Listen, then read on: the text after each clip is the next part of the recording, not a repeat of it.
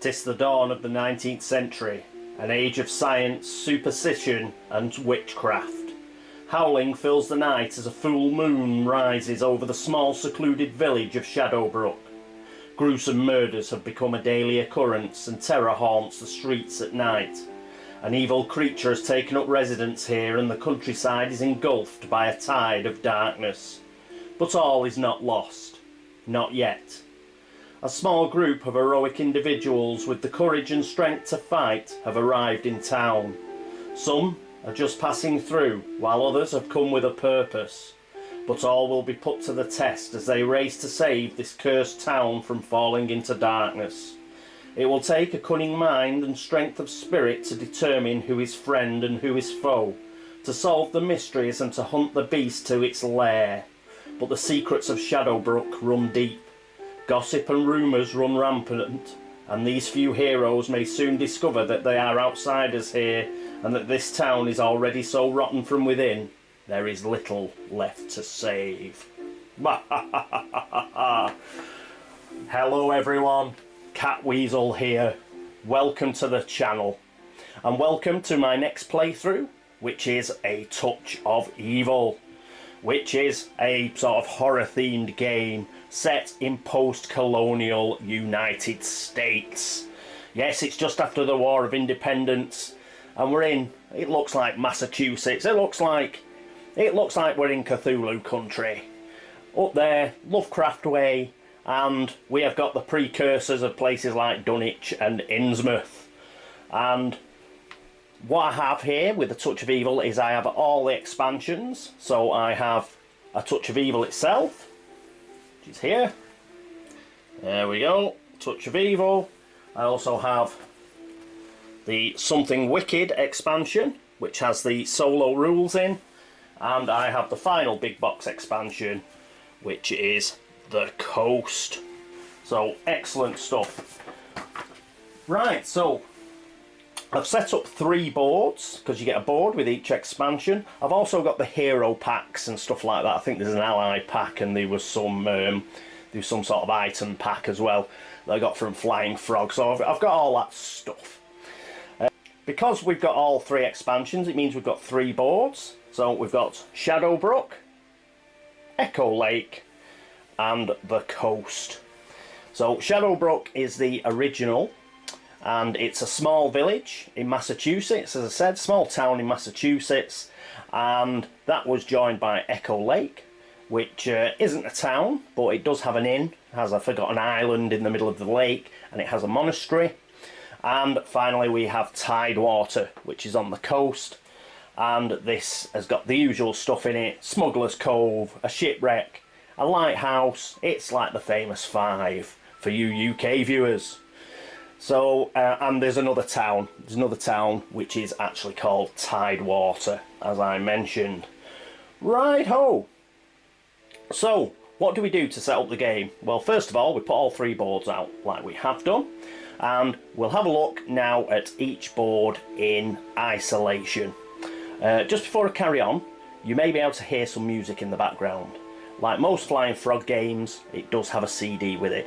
I did have a request to play it in the background. I'll see how it goes in this introductory episode as to whether it starts absolutely driving me potty. But at the moment it's okay. I'll have to see how loud it is and stuff as well. I don't have professional sort of sound equipment, so basically it's just going on in the back of the room. We'll have to see how it goes on and whether my voice actually carries over it with any clarity. I'm sure it does, because I have a big mouth, but let's see how it goes. Okay, first of all, let's go and take a visit to Shadowbrook, and we'll have a look at each board in succession. And here is Shadowbrook. So this is the first game. So if you buy A Touch of Evil, this is the board that you will get, and this is the town of Shadowbrook. It consists of a town hall. We have a blacksmith, a magistrate's office, a doctor's office and a church in the centre of town. Then just outside town we have a manor house, which is over here in the top left hand corner. We have the fields in between the manor house and the windmill, and the windmill is here in top right. So we carry on going clockwise. We've got a covered bridge where you can have an encounter You also have the crossroads here just before we pass into Echo Lake, and we have the scary old woods. We carry on, we've got the marsh, and if you get through the marsh you will get to the abandoned keep here. Now these 4 corner locations, as they're called, these are the sort of main encounter locations. So we will be picking up cards here to have encounters, and we get nice thick decks. So here is the manor house, for example. So there are plenty of encounters in there, and you get a chance at all these corner locations to actually get items as well as bad things happening. You can get things like items should you pass tests and what have you. You can only have 1 item from each corner location, and it's very similar in Echo Lake and in Tidewater. There are various locations that have these decks, and if you go to those places you can only have 1 item from that location.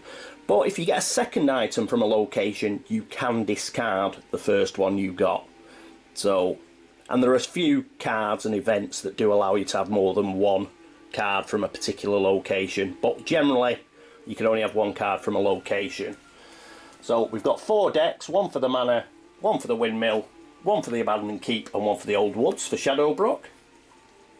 Also, if you're in the town centre, you can buy town items.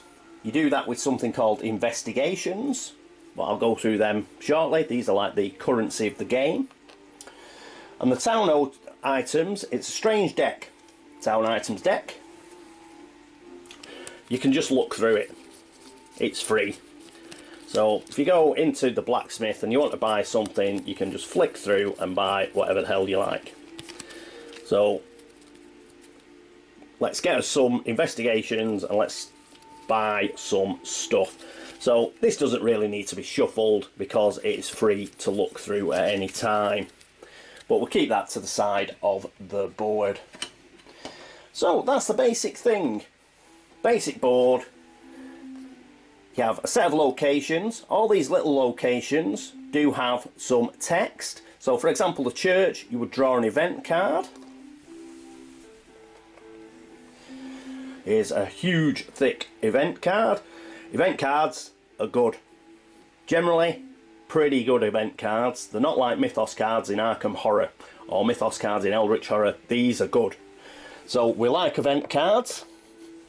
But of course there is a Mythos card equivalent, and that's the mystery deck. There is nothing good in the mystery deck from what I can see. You get nothing good from a mystery deck. It's just horrible. So this is like your Mythos deck, and this is full of your nasty stuff. So we'll put that there. There are some other decks, I'll go through that as I explain. So we were at the church, weren't we? So if you get to the church, you can draw an event and you can actually encounter the space as well. So you'd pay 2 investigation to make an Honour 5+ test. When we pick our investigators, our heroes, you'll see what Honour is. And if successful, you'll gain +1 spirit. So everybody's got a bit different abilities and skills. And normal to these sort of games, you read and do tests. You'll read these texts and you will pass certain tests, try and pass certain tests to get better abilities and better skills. So it's all quite straightforward. So I'll zoom in as we go around and move around. I'll zoom in each time that we encounter a space and we will crack on with it and see where we get to. So this is Shadowbrook. Let's have a quick look at Echo Lake. And here's Echo Lake. So you can get to Echo Lake by getting to the crossroads here, and you will just move on to the next board. There is a road leading from Shadowbrook to Echo Lake. Similar sort of thing, you have some named encounter spaces that you read the text on and you will react accordingly, but there are some large encounters. So we've got the inn, the monastery and the Forgotten Island that have their own decks of cards. There's the Forgotten Island ones. But if you're not on the large encounter areas, you will just use the normal text in places like the bog. So we've got the bog, the inn, We've got a secret passage. So there are various places on the board where you can sort of quickly move from one board to another. Here, the secret passage at the monastery. I think it leads to the manor house. Yes, it does. You can move to or from the manor. We've got the monastery. And we've got North Dock and South Dock and the Forgotten Island. The way to get to the island is here.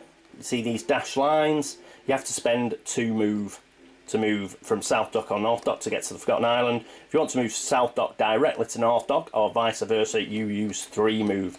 It is usual Flying Frog. It is a roll to move game. Righty ho. So that is the Echo Late board that comes with Something Wicked expansion. From what I've been able to glean about this, the monastery's pretty good, the inn's pretty good, the Forgotten Island is appalling. So try and avoid the Forgotten Island if at all possible. It is not a nice place to go. You may notice some of the blue tokens. I showed you one quickly earlier. These are investigation tokens. These are like the currency of the game. So these represent your heroes going to various places and finding things out. Once they find things out, they can use these to sort of buy items and for various other bits and bobs. So the more of these that we can get, the better. Other examples of what we can buy are things called lair cards. Because what we're trying to do is we're trying to defeat a main villain. That guy I talked about in the intro, that's like terrorising the town, well, the townships. We've got to sort of get a handle on them, find out where they are, go and confront them in their lair and defeat them. So, in order to do that, we've got to find out where their lair is, and you can use investigation, sort of the information you get as to where the lair is, and you use a shadow track. So anybody who watched any of my Shadow of Brimstone playthroughs will recognise this. Looks exactly the same as a depth track, except it goes up to 20. See these large numbers down here? Those are what are called the lair cost. So if you want to buy a lair card, which basically says we now know where that monster is, depending on where you are on the shadow track, this is how much it'll cost. So right at the beginning of the game, it's going to cost you 12 investigation. But as the shadow track moves on, it gets less and less to actually get a lair card.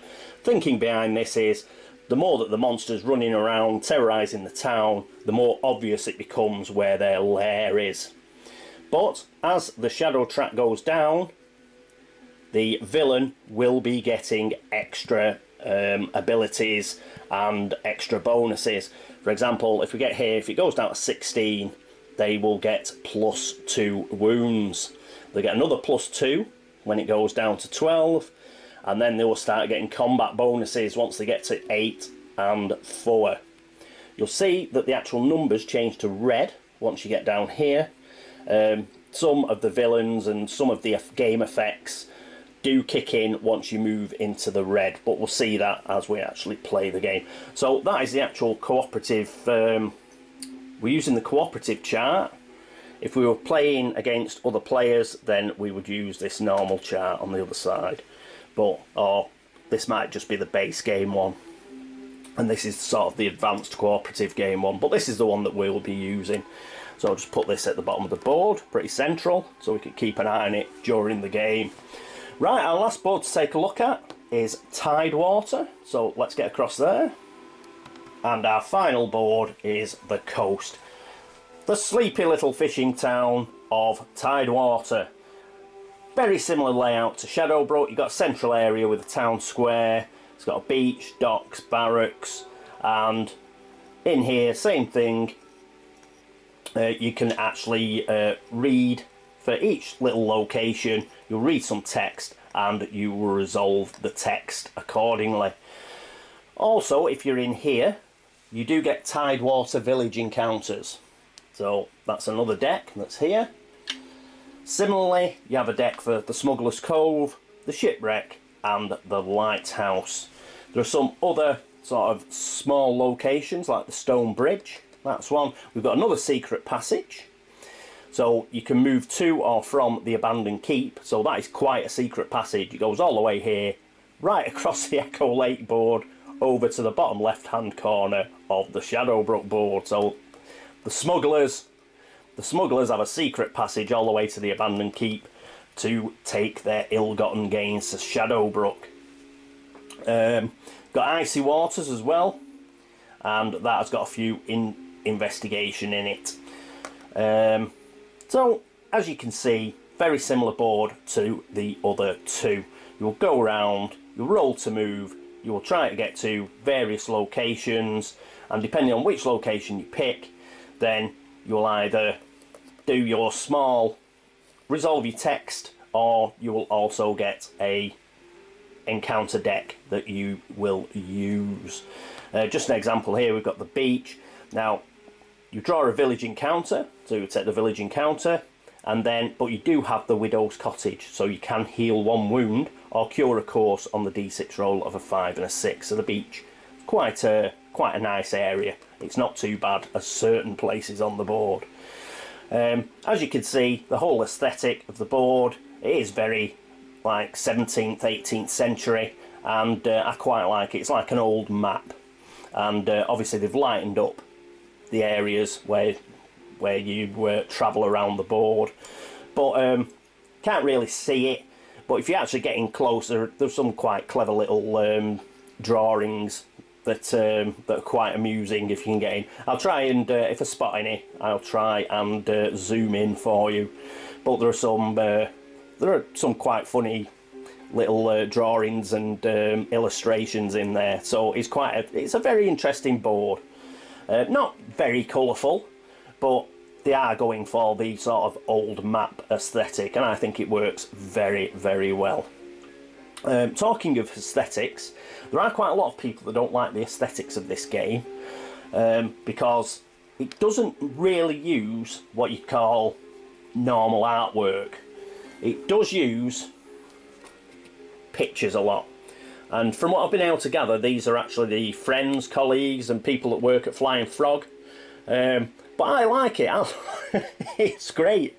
Like, you've got Mayor Carver here, and I may as well use the chat about the aesthetics of the game and how they use photographs to also go through these.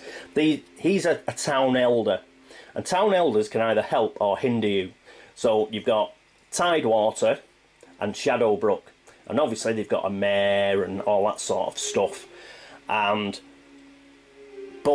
you don't know, are they in with a villain or are they good?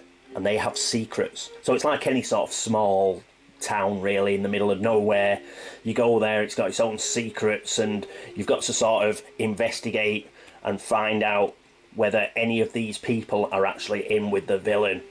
So you have a good side. So you've got 3 of these village elders, for example, for Tidewater. You've got Mayor Carver, you've got the Widow Jessica and the Harbour Master, and they've all got a good side. So they all start good. So when you turn up in Tidewater, Mayor Carver, this is him. And they all have their abilities. So he's got 4 spirit, 6 cunning and 1 honour. Now, if this guy is good, then, and you can get him on your team, then he will give you bonuses. And his bonuses, for example, here, is at the start of each fight round, add a militia to your space if there isn't one there currently.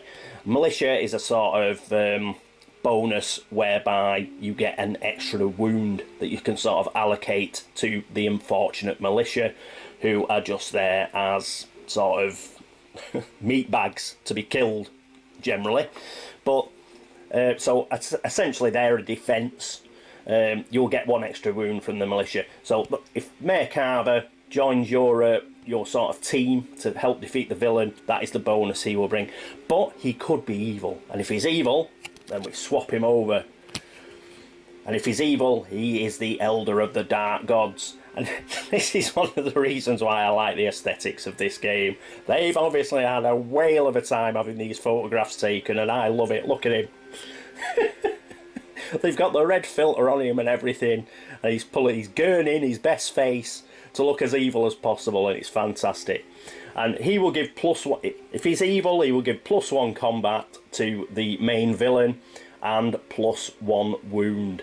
So if they join the villain, they will give the villain bonuses. If they're not evil, they can join you and give you bonuses. So that is the basic thing around the village elders.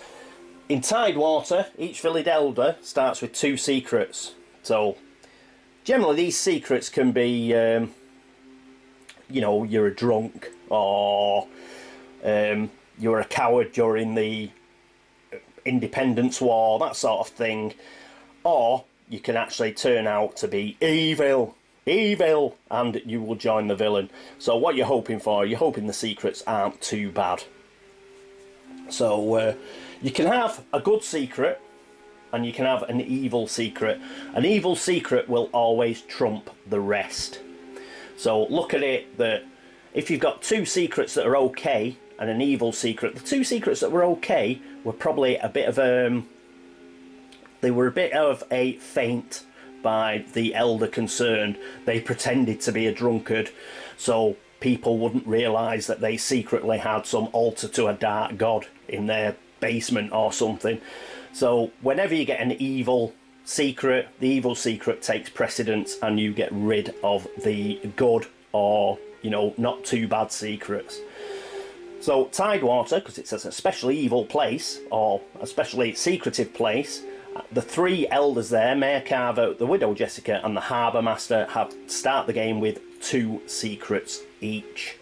Now during the game you can pay to have a look at secrets.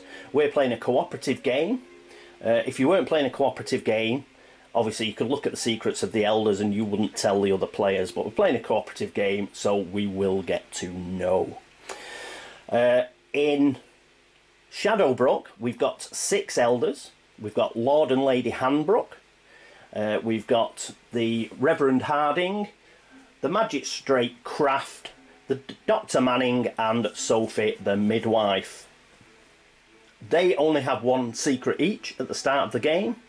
They're not quite as secretive as people in Tidewater. Again, same things apply. We will get opportunities to look at the secrets. And it's a good idea to look at secrets as quickly as possible and find out who's on your side and who isn't, because you can guarantee that at least some of them are going to be evil and join the villain. But the good one, if you can get the good ones before they get any more secrets, then you can get them on your side. And that's the and that is the, no pun intended, that is the secret with these elders. Start the game, they don't have many secrets. Because they don't have many secrets, there's a good chance they won't be evil. But the longer the game goes on and you don't check their secrets, they will gain secrets. And if they gain secrets, obviously the chances of them turning evil like greatly increase. So the sooner we can get there, the sooner we can flip these secrets over and get the good ones on our side, the better. Right, so that's the town elders mentioned. Is there anything else to mention? Oh yes, we had to choose the villain. The villain! So I've watched quite a few A Touch of Evil games. There's some excellent ones out there. I can thoroughly recommend Doug Herring. Doug Herring normally has some real nail biters.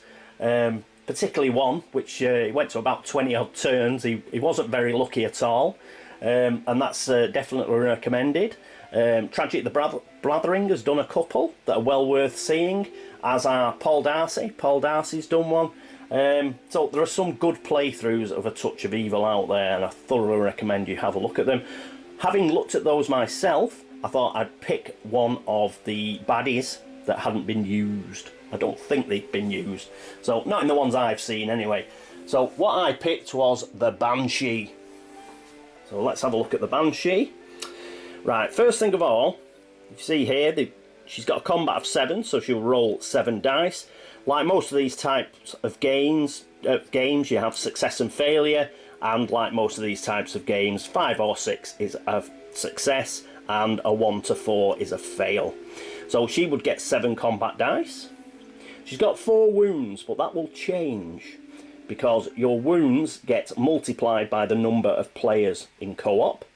We're playing cooperatively. We're going to play with 3 heroes, so she's going to end up with 12 wounds. So there we go. She's got 5, a 5 and 2 on top here. Looking at things like the shadow track that we looked at, these wounds can obviously go up. Yeah, so she'll get an extra wound, an extra 2 wounds at when the shadow track gets to 16. That will just be +2 though. You don't times it by 3. It's only the initial amount of wounds that you times by 3 for 3 players. Any additionals +2s from then on are just +2s. So if we got to 16 on the shadow track, she would get an additional 2 wounds, not 6. But she's currently at 12. She also has some minions to help her. A bog standard minion is called a Barrow Shade. So very Lord of the Rings like. Get one of these like Barrow White things. Obviously not called a Barrow White because they probably get Tolkien Enterprise on their ass, so they call it a Barrow Shade. And this sort of helps the Banshee out. There are 8 of those.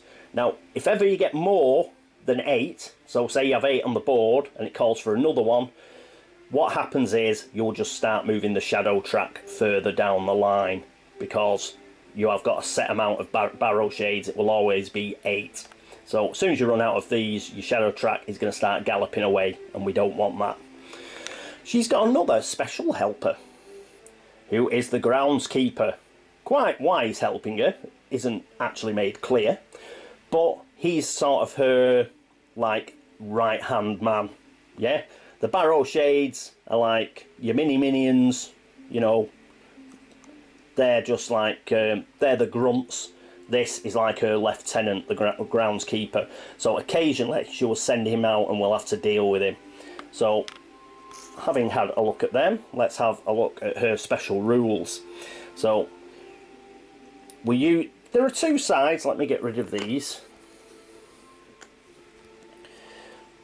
There are 2, like, she's got advanced abilities and she's got like normal abilities. We're using the advanced, but let's go through the special rules. She's a villain, she's a ghost, and she is soulless. So these keywords may come up during the game, so we'll have to bear those in mind.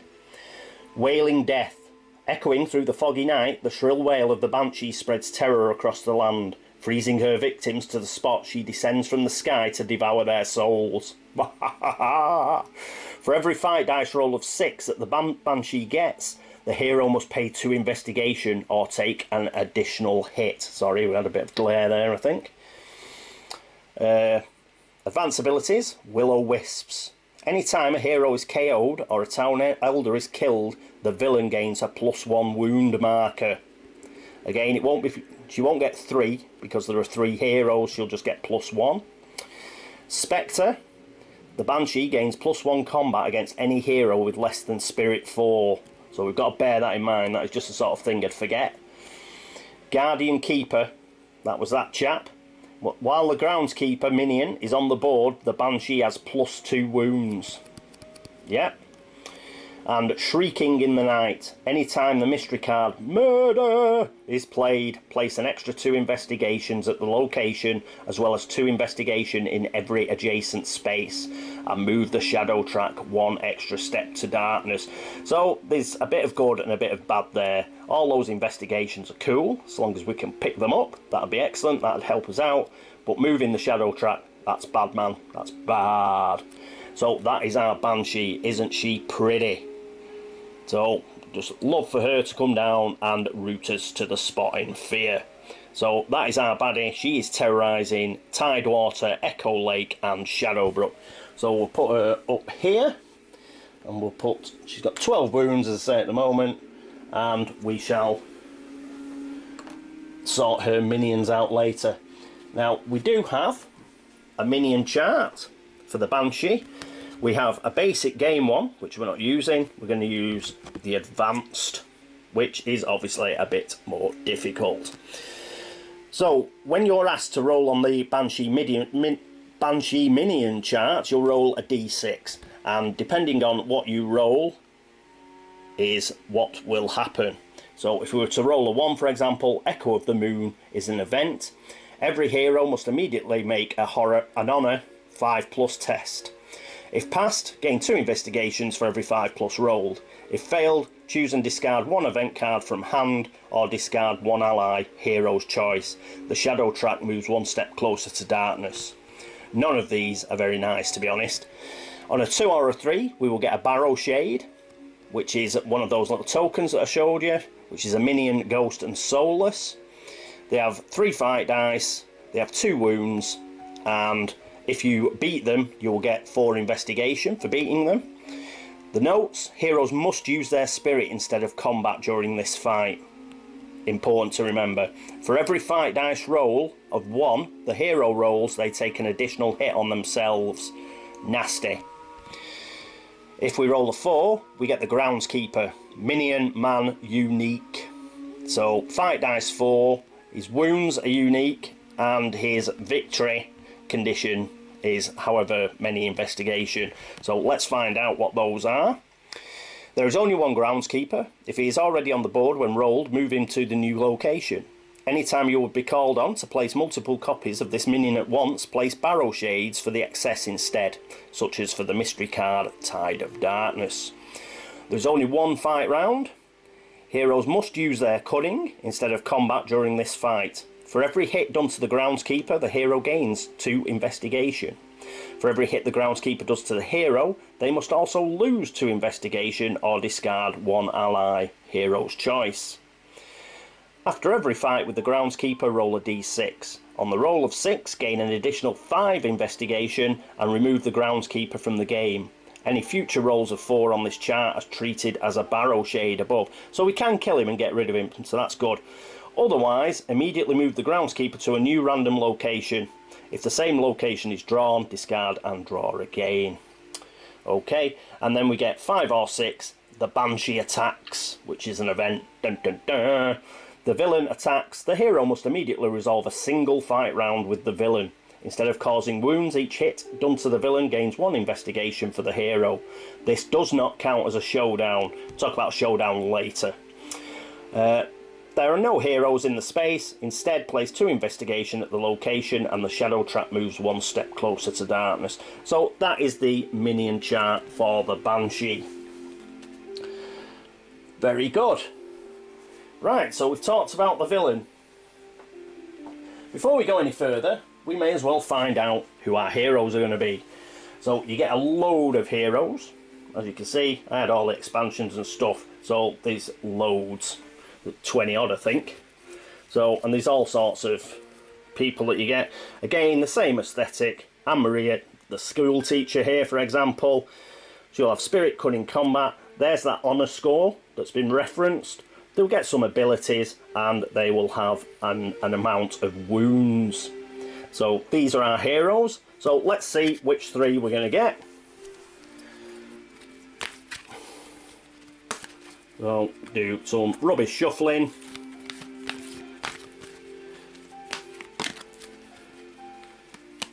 Like that. And I think what we'll do is we'll just rumble through. So this one, whatever that is, and whatever that one is, and this one. So let's have the great reveal. Who have we got? We have Eliza, the witch hunter. So she's got an honour of 2, and her abilities are Zealot. May take a wound to gain +2 spirit, cunning, honour or combat for a single test. Limit once per test. This wound may be assigned to militia. Cool, remember those meat bags I was telling you about? Inquisition. Anytime she reveals a town elder's secret, gain 4 investigation for every little secret or evil card revealed. Yeah, there are little secrets, sort of normal secrets and evil secrets. The limit for that is once per turn. Hunter has +2 fight dice against any ghost, demon or magic enemy. Is... ooh, it's a ghost. The Banshee's a ghost. We've looked out already with Eliza the Witch Hunter. She will have +2 fight dice. Notice it says fight dice there, not combat dice. I think we've got to use spirit to attack the Banshee, but that's fine. It's +2 on that spirit because it stops being spirit and becomes fight dice, so that's cool. She's got 4 wounds, which is excellent. A spirit's only 3, damn it. We need a spirit of 4 really to stop. I think the Banshee has an ability whereby if you don't have a spirit of 4, she gains extra fight dice. That's unfortunate. Cunning 3, combat 2. But at least she has got a good ability against the Banshee. Yes. And she looks very pretty too. And look at that. She's got a flintlock like pistol. She's ready for action. Cool. That is Eliza the Witch Hunter, who is our next hero. Oh, got another lady. Another pretty lady. Sarah the Bright Witch, who's got an honour of 4. Her abilities are Strength of Light. Gains 2 investigation at the start of each of her hero turns or showdown fight rounds. Loses 1 investigation each time the shadow trap moves a step closer to darkness. So that's a bit bad. Losing the investigation each time the shadow trap moves. That's pretty grim. But at least she's getting 2 investigation at the start of her hero turns. I'll have to remember that. Aura of Protection. May pay 2 investigation at any time to prevent a wound to any town elder or hero, including herself, on the d6 roll of a 3+. Limit once per wound. Excellent. Witch. May not use guns. That's not so good. Gains +2 fight dice against any magic, demon or construct enemy. Unfortunately, it's a ghost. Yeah, it's a ghost. So it's a ghost and soulless, so that's not going to do any good. She's got 3 wounds. She has Spirit of 4, brilliant. So the good old Banshee won't be able to get extra dice on her. She's got a Cunning of 2 and a Combat of 3. So that is Sarah the Bright Witch. Excellent.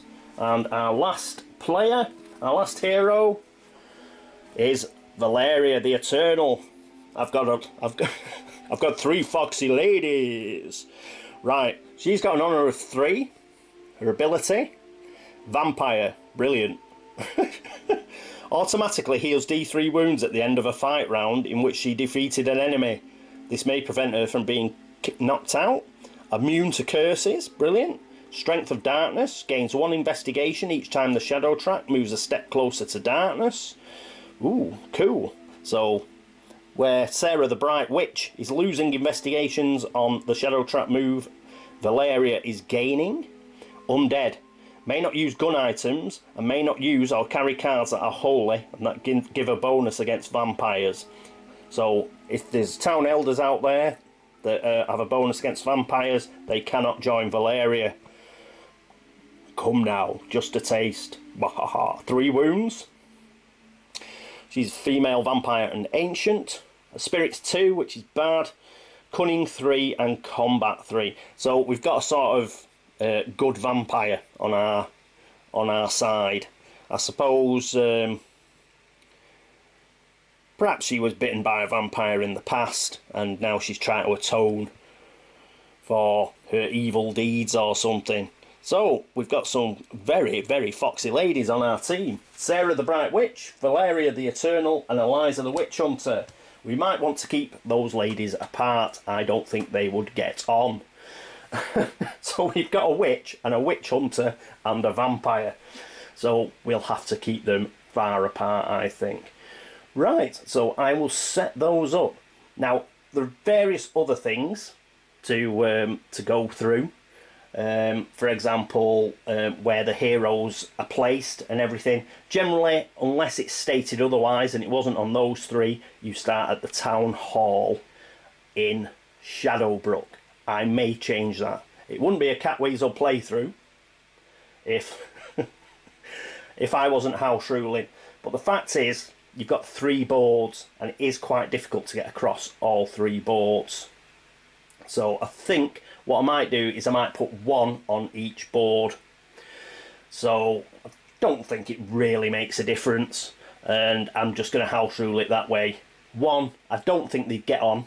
They don't look like a bump. Considering one's a witch hunter, one's a vampire, and one's actually a witch, I don't think they go round as a group. While they're sort of cooperatively working to defeat the Banshee, I don't think they'd like each other's company that much when you think about it. So I might put 1 starting. Like Valeria, obviously she's come over from Europe. so perhaps she has landed in Tidewater. She's coming by ship.